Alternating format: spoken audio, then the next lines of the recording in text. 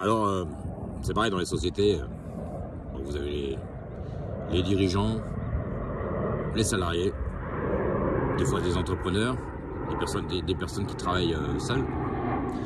Le problème, c'est que souvent, même quand on aime ce qu'on fait, ou même qu'on aime un peu moins ce qu'on fait, on a tendance à en faire beaucoup trop par moment. Parce qu'on a des obligations de résultats ou de dates, ou qu'on veut, on veut nous-mêmes se prouver des choses, quoi. Le problème, c'est qu'il faut de temps en temps déléguer un peu les tâches parce qu'on ne peut pas faire tout soi-même. Quand on en fait trop soi-même, des gens s'éparpillent un peu trop, et puis moi ça m'est déjà arrivé aussi de faire plusieurs tâches. Voilà. Après, quand on s'y retrouve, ça dépend ce qu'on fait, mais quand on s'y retrouve et qu'on arrive à faire les choses rapidement sans être trop fatigué, trop éclaté par tout ça, ça va. Mais quand on en fait trop, au bout d'un moment, psychologiquement on est épuisé, et puis après vous rentrez chez vous, vous voyez vos enfants qui vous parlent, ou alors il faut sortir faire les courses ou ça, vous êtes plus dedans, quoi.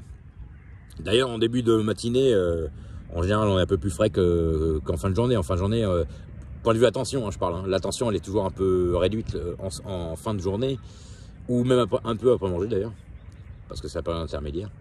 Mais le matin, on est toujours en général un peu plus réactif. Enfin, ça dépend. Ça dépend. C'est vrai que des fois, je suis plus réactif l'après-midi que le matin. Ça dépend des fois. En fait, ça dépend de l'énergie et de la fatigue qu'on a. Si on a une bonne énergie, normalement, on est réactif le matin. On est frais, on sort, voilà, on est bien. Et puis on est beaucoup moins dans l'attention et on fixe beaucoup moins les choses avec l'esprit l'après-midi. On commence à décrocher. À partir de 15h30, 16h, 17h, on décroche totalement, quoi. Je veux dire, voilà. On a moins envie d'apprendre, c'est normal. Donc, voilà. Hein. C'est tout. Hein. C'est pas moi qui le dis. Hein. De toute façon, j'ai eu beaucoup de choses sur le conscient, subconscient aussi, pour savoir que ça fonctionne comme ça aussi. Donc quand on additionne tous ces sujets, il y a toujours une histoire de yin-yang, toujours une histoire de balance énergétique ou d'équilibre de quelque chose. Donc voilà, quoi.